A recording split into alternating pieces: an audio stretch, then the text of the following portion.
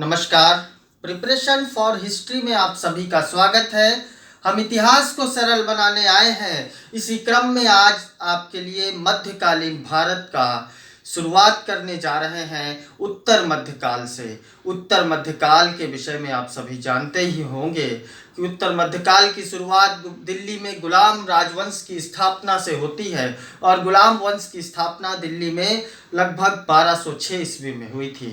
थोड़ा सा इससे पहले चलते हैं, लगभग 25-30 साल पहले, जब मोहम्मद गौरी ने मुल्तान पर आक्रमण करके 1175 ईस्वी में वहां पर कब्जा कर लिया था। उसका दूसरा शिकार गुजरात हुआ, लेकिन गुजरात पर उसे पराजय का सामना करना पड़ा। लेकिन उसने 13 वर्षों तक अपनी सैनिक शक्ति को बढ़ाया। फिर 1191 ईस्वी में उसने पृथ्वीराज चौहान पर तराइन जो के मैदान पर भीषण युद्ध लड़ा और पृथ्वीराज चौहान ने उस युद्ध में मोहम्मद गौरी को पराजित कर दिया। मोहम्मद गौरी फिर भी हिम्मत नहीं हारा। उसने अपनी सेना को दुरुस्त किया और पृथ्वीराज की कमजोरियों का पता लगाया। पता चला कि जयचंद से उसकी करारी दुश्मनी है। इस दुश्मनी का फायदा उठाने के लिए मोहम्मद गौरी ने जयचंद को यह प्रलोभन दिया कि वो दिल्ली को जीत कर उसे जयचंद को ही सौंप देगा और वो गौर प्रांत लौट जाएगा। ये इस प्रलोभन में आकर जयचंद ने और पृथ्वीराज से अपनी पुरानी शत्रुता का मोल चुका लेने के भाव से उन्होंने मदद किया, अपनी सैन्य शक्ति की मदद किया।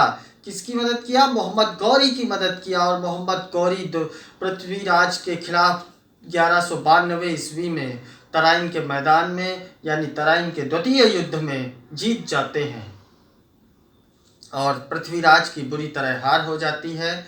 और कहा जाता है कि अचानक हुए हमले से पृथ्वीराज और उनकी सेना संभल नहीं पाए थे। पृथ्वीराज चौहान सोमेश्वर के बेटे थे। वे बहुत ही शक्तिशाली शासक थे, लेकिन उन पर जो अचानक हमला हुआ तो वो इस बात को समझ नहीं सके।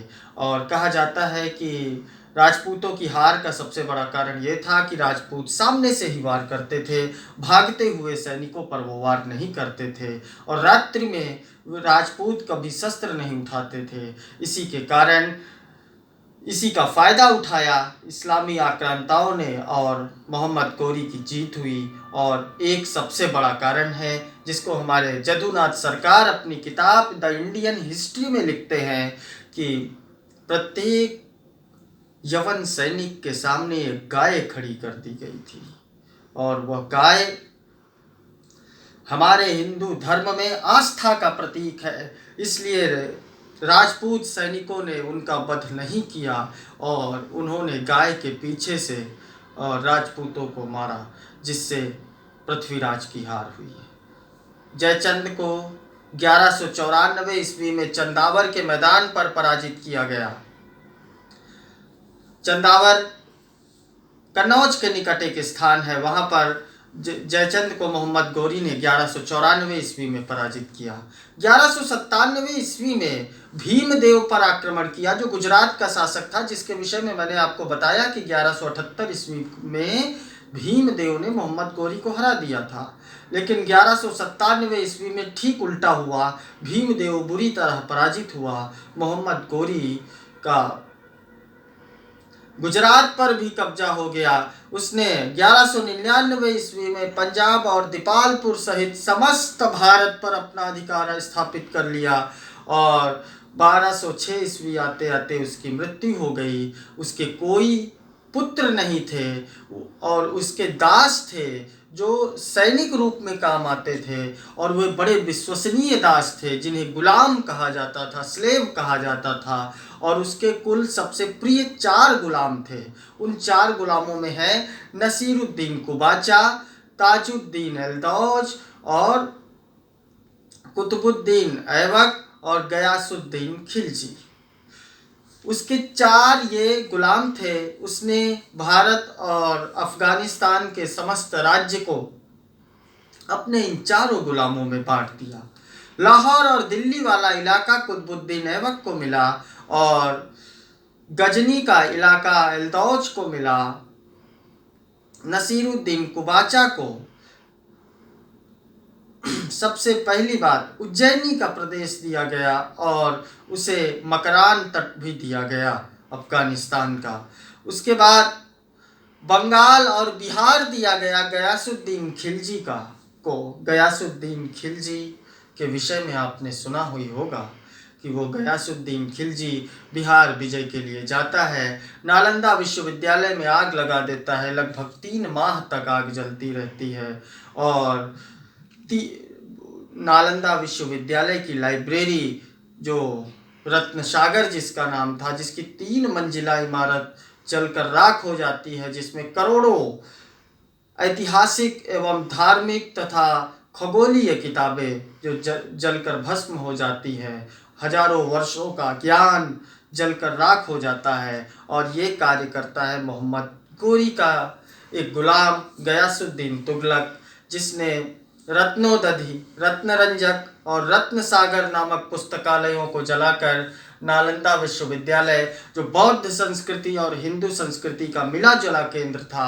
उसे समाप्त कर दिया, पूरी तरह ध्वस्त कर दिया। और उसने बंगाल और बिहार पर अपना आधिपत्य स्थापित किया। कुतुबुद्दीन ऐबक 1206 ईस्वी में दिल्ली की ताजपोशी पर आया। वह अति उदार शासक था। उसने अपने नाम का खुतबा नहीं पढ़ाया, उसे लाख बख्श की उपाधि से भी सम्मानित किया गया क्योंकि वो बहुत ही दानी था। कुतुबुद्दीन ऐबक ने अपने जीवन काल में बहुत युद्ध लड़े, वो बहुत ही योग्य शासक था और उसे हातिम भी कहा गया। हातिम की उपाधि से भी उसे सम्मानित किया गया। कुतुबुद्दीन ऐबक ने अपने जीवन काल में कुल 4 वर्षों का अल्पकालिक शासन किया, लेकिन वो अपने आप को सुल्तान नहीं मानता था। अपने नाम का उसने खुतबा कभी नहीं पढ़ाया, ना ही सिक्के ढलवाए। उसने अपने मालिक मोहम्मद गोरी को ही अपना सुल्तान माना। भले ही बाद में मोहम्मद गोरी के बेटे महमूद गोरी ने 1208 ईस्वी में उसे सुल्तान की उपाधि जरूर दी थी, लेकिन मोहम्मद गोरी ने इसे कुतुबुद्दीन ऐबक ने इसे अपने जीवन काल में धारण नहीं किया। और 1210 ईस्वी में लाहौर के निकट पोलो खेलते समय यानी चौगान खेलते समय उसकी मृत्यु हो जाती है और दिल्ली में उसका बेटा आराम शाह शासन सत्ता पर आता है।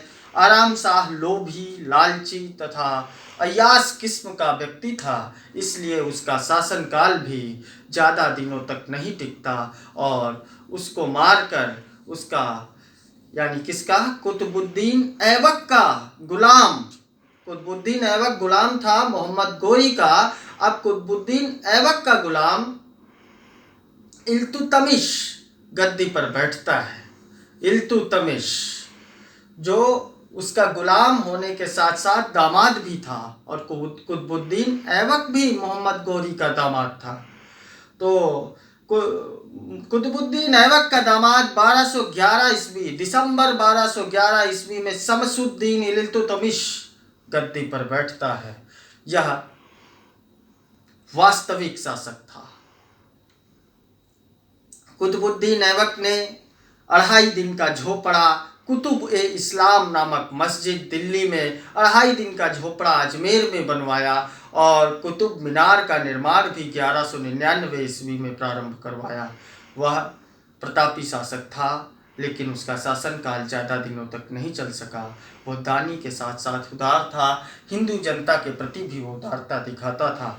वो मोहम्मद गोरी के दासत्व से जकड़ा हुआ था, इसीलिए उसने अपने आप को कभी सुल्तान कहना ठीक नहीं समझा। इल्तुतमिश और उसके उत्तरवर्ती शासकों के विषय में हम अगली कक्षाओं में जानेंगे। और आप हमारे चैनल को सब्सक्राइब करें, लाइक करें और शेयर करें। और यदि हमारी पढ़ाने की पद्धति आपको समझ में आ रही हो, यदि आपको ठीक लग रहा हो, तो आप हमारे चैनल को ज्वाइन भी करें, बेल आइकन दबाना ना भूलें, जिससे हम जब भी लाइव आए या फिर हमारा कोई भी रिकॉर्डेड वीडियो आए, ऑडियो आए, वो आप तक पहुँचे। हम इतिहास को सरल बनाने आए हैं और सिर्फ आपके लिए। आपकी परीक्षा संबंधी कोई भी तथ्य यहाँ से छूट कर नहीं जाएगा। इसके लिए आपको हमारे चैनल को सिर्फ सब्सक्राइब करना है। धन्यवाद, बने रहिए हमारे साथ। प्रिपरेशन फॉर हिस्ट्री में। नमस्कार।